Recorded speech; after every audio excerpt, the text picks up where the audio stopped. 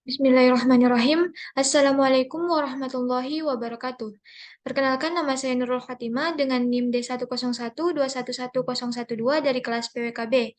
Akan memaparkan hasil survei mengenai larangan kendaraan roda 2 masuk ke jalan tol dengan studi kasus Jalan Tol Insinyur Sutami.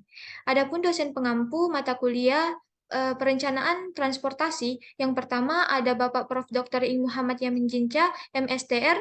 Kemudian yang kedua ada Ibu Dr. Tej Yasinta Kumala Dewi, STMIP. Kemudian yang ketiga ada Ibu Dr. Inveni Veronica Natalia, STMT. Baik, selanjutnya mengenai latar belakang mengapa saya memilih studi kasus ini. Jadi, seperti yang kita ketahui bahwa pada jalan tol yang ada di Sulawesi Selatan, tepatnya di Makassar, yakni Jalan Tol Insinyur Sutami, terdapat rambu yang menandakan bahwa kendaraan roda 2 dilarang masuk ke jalan tol. Namun, jika kita berkiblat pada operasional jalan tol yang ada di luar negeri, tidak ada larangan yang diperuntukkan bagi kendaraan roda 2 untuk masuk ke jalan tol. Maka dari itu, saya ingin mengetahui apakah sistem operasional yang berlaku di Makassar ini merupakan sistem ideal yang memang digunakan di Indonesia atau hanya di kota Makassar saja. Baik, adapun regulasi terkait yang saya gunakan yang pertama ialah Peraturan Pemerintah Nomor 44 Tahun 2009 tentang Jalan Tol yang berbunyi, jalan tol diperuntukkan bagi pengguna yang menggunakan kendaraan bermotor roda 4 atau lebih. Pada jalan tol juga dapat dilengkapi dengan jalur jalan tol khusus bagi kendaraan bermotor roda 2 yang secara fisik terpisah dari jalur jalan tol yang diperuntukkan bagi kendaraan bermotor roda 4 atau lebih.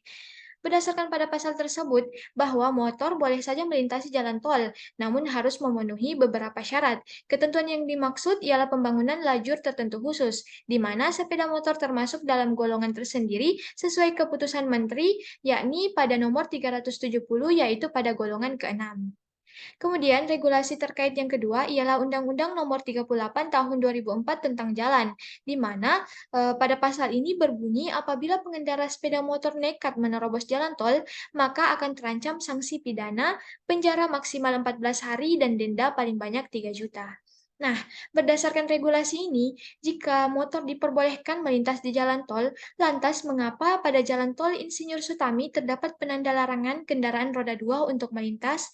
Nah, eh, pada permasalahan tersebut, terdapat alasan mengapa kendaraan roda 2 belum bisa masuk ke jalan tol Insinyur Sutami. Yang pertama mengenai keamanannya, di mana jalan tol Insinyur Sutami dirancang untuk menampung volume lalu lintas yang tinggi dengan kecepatan tinggi pula. Kendaraan bermotor beroda 2 seperti sepeda motor mungkin dianggap lebih rentan terhadap kecelakaan atau tidak stabil pada kecepatan yang tinggi. Nah, untuk menjaga keselamatan pengguna jalan lainnya, pemerintah atau otoritas jalan tol memutuskan untuk melarang sepeda motor masuk ke jalan tol. Kemudian, alasan yang kedua ialah kapasitas jalannya.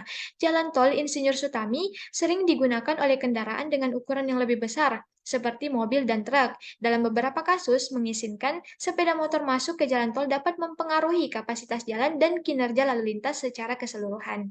Kemudian yang ketiga ialah infrastrukturnya. Jalan tol Insinyur Sutami dirancang khusus untuk kendaraan bermotor beroda 4, seperti adanya jalur yang lebih lebar, lengkungan yang khusus, dan fasilitas lainnya. Sejalan dengan itu, kendaraan roda 2 mungkin tidak dapat menggunakan dengan optimal infrastruktur tersebut.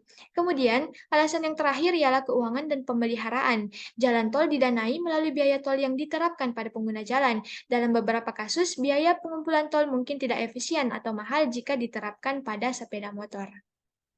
Baik, mengenai permasalahan tersebut, saya memiliki tiga saran solusi. Yang pertama ialah penyediaan jalur khusus atau jalur terpisah bagi kendaraan roda 2 di jalan tol. Kemudian solusi yang kedua ialah pembatasan waktu untuk kendaraan roda 2 masuk ke jalan tol. Nah, misalnya kendaraan roda 2 diperbolehkan masuk ke jalan tol pada jam-jam tertentu ketika arus lalu lintas lebih ringan seperti di luar jam sibuk. Hal ini dapat membantu mengurangi kemacetan dan resiko kecelakaan di jalan tol. Kemudian, solusi yang terakhir ialah alternatif jalur. Pemerintah dapat mendorong pengguna kendaraan roda 2 untuk menggunakan jalur alternatif yang disediakan, seperti jalan non-tol atau jalur-jalur khusus bagi kendaraan roda 2. Dalam hal ini, Penting untuk memastikan bahwa jalur alternatif tersebut memadai dan aman bagi pengguna kendaraan roda 2. Baik, selanjutnya berikut referensi yang saya gunakan dalam pemaparan hasil survei pada kesempatan kali ini. Baik, itu saja dari saya. Sekian dan terima kasih. Wassalamualaikum warahmatullahi wabarakatuh.